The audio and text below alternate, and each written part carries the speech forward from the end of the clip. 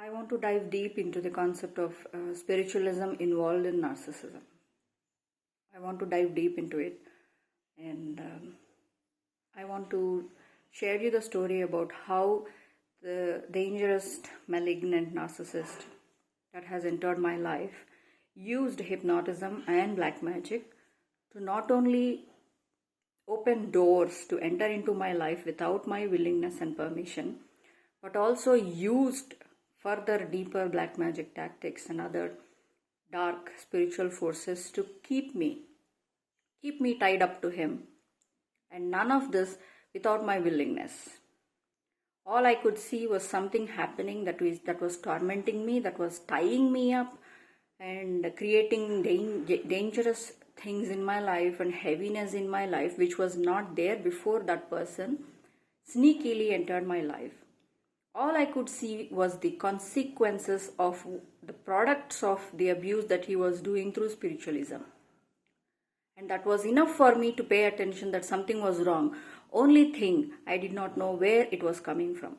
If you remember my previous videos where I mentioned the narcissist lures you and keeps you inside the circle of confusion and cognitive dissonance and the cognitive fog, so that when the blow hits, you will never know where it came from. That's exactly what happened to me. Unfortunately, this abuse was even more sinister because it's coming from spiritual aspects. Someone using all other tactics that are commonly discussed in narcissistic abuse is one thing, because I've been through such relationships. I could see the abuse, I could see the lies, I could see the brain fog, I could see the constant confusion and drama and turmoil that they create in our lives, and this distrust and inability to trust our own judgment and constant self-doubt and self-criticism. You start disliking yourself, no matter how healthy your relationship was with yourself before they came into your life. So all these things were already known to me. Narcissism was not new to me. It was a known thing to me. And I still was able to protect myself against such people in the past. To some extent, not full, but to some extent, because this whole world is swarming with them. But the biggest and the most dangerous abuse that happened in the narcissistic dynamic to me was spiritual abuse, because here the blow was never physical. The lies were not visible. Can you imagine going through an invisible spiritual battle, not even knowing what's going on, but all you see is the products of the destruction that this person was creating in the spiritual that are manifested in the physical, and so there is no real physical proof to begin with. It drives you crazy. It drives you to the point of insanity and suicide, because you have zero idea where all this is coming from. Or you can only pinpoint that this is not me, this is not my life, this is not who I am. But still, you still cannot pinpoint as to what and where it is coming from. That's how dangerous it is. And that is why I have to tell you people, to warn you that this can happen. I don't care if people don't believe in the spiritual stuff. If you want to call yourself a scientific nerd, and so I don't care about the spiritualism, good, cool, get out there and live your life until you see the consequences of it. I don't care. But this video is for people who believe in such things, who know the reality of it, and who actually have been through something like this and did not know what it is or what it was, or people who are in the middle of this crisis right now. So I will tell you the story right now.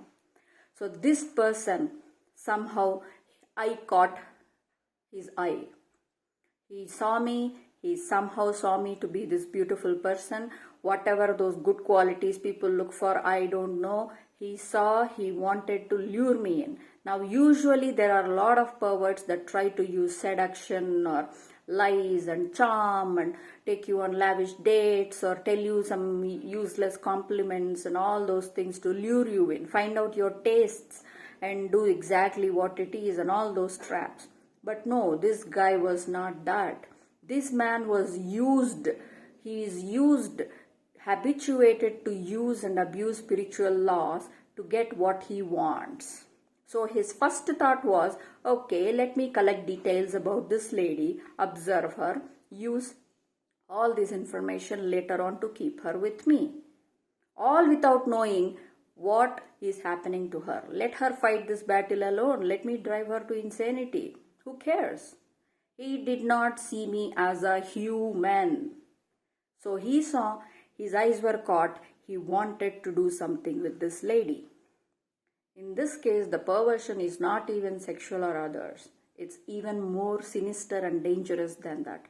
He wanted to ruin my life, damage me mentally and physically, financially, and even worse, he inserted suicidal thoughts into my head because he enjoyed watching people kill themselves. That's how dangerous I'm talking about. So he kept an eye on me. He gathered, now after 7 years and recovering and healing from this abuse, I look back to see where and how it all started, because when you are inside this kind of dangerous relationship, you will never know where and how it all started. No. So you can only figure out once you are outside, healed, and you gained some perspective, you are now in a mentally stable position because you got rid of all the trash that these people dumped on you, the garbage they dumped on you, psychologically, emotionally, and physically. So I did the same thing. I healed, and then I looked back as to how did this mess even begin in my life. I looked back. Then I started noting down. I have the beautiful memory. A lot of people forget things, especially when they're in the middle of crisis, trauma, and deep things. No, but God gifted me with this beautiful ability to remember things and pinpoint and connect the dots. I had this ability since childhood. I have this memory and ability to connect things abstractly. So I went back, I noted down how it all began, where the attacks started coming, how subtle they were, how they escalated, and how they gave me the impression that they slowed down or stopped when there was no need for him to abuse, and then how they all started all over again. It was as if a fox was lying at the corner of the street, hiding in the bushes, waiting for the right moment. It was really that. It was really a battle, a huge war. So this man steadied me for 1 year. Easily 1 year. It was a huge apartment building, 300 families, and I was minding my own business. I am doing my own hobby things, and I walk.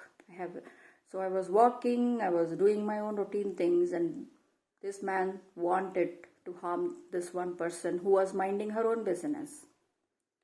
So he steadied through my interactions with others. He used spyware. In the very initial stages, because my boundaries are very clear. The people I interact with are very, very specific and clear, and even then I do not entertain them to come close or come to my house or my room and interact with me at such an intense level and all that. I do not allow that. So he has to do something. So he used the very few people I allow to come to my space. He used spyware to get his spyware into my room. Then later on he used demons, which I'll tell you. But even after all that, he has to take enough time to lure me in slowly by developing hooks in the spiritual realm. So he did all this to do that. This man is into black magic. So he did all that for 1 year almost, more than that. And then when the time was right, he used to keep track of, by using hypnotism. This is real. Okay, hypnotism can be used to abuse like this.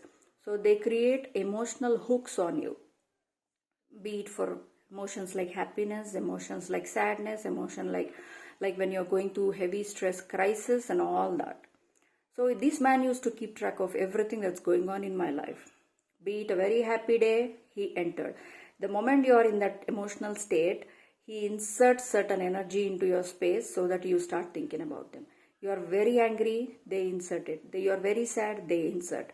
I was in the middle of a crisis. There was a huge problem in my house, and this is the primary breeding ground for them. They love that their victims have crisis in their life. They watch out. Or sometimes they create the crises, which I already told you in the previous videos.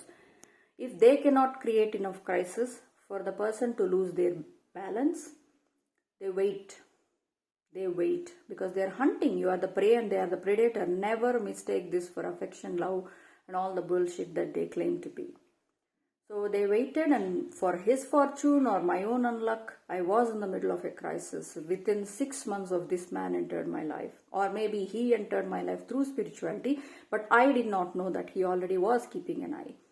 And using that crisis and my stress and my emotional vulnerability at that time to enter my life. Now you might think, okay, maybe he tried coming into her life and be her friend or whatever. No. You'd be surprised this man never stood in front of me and said hi, even till now. That is why I know all this is spiritual war. It has nothing to do with me as a human. It has nothing to do with affection, real love and all that. That's not what it is. This is literal spiritual war. That's it. And the goal is to destroy the goodness in people. Suck their life out of them. So he used that to create more crisis, to create more problems. Like I said, the induced emotional states come with certain aspects to it. So they induce certain memories or introduce certain energies into your energetic space at the same time, making it look as if they are there for you. All you need is that, especially when you're in the middle of a crisis, any kindness is good enough. Any warm energy you feel is good enough. Again, it's not that I fell for it. No, but that's the first time I started questioning. This was 8 months after this person sneakily already collected enough information, spied on me, gathered information, and was already spiritually abusing me. He was inducing anger here and there. I am never an angry person. But he used anger to get inside my head, to get inside my body. Anger, my dear people, is very powerful emotion. Do not ever give it away to anybody or everybody. This is the one thing I will tell you. You may think the whole world runs on anger. Everybody is angry at something or somebody, even themselves. You think angry is basic primitive emotion and so it's okay? Trust me.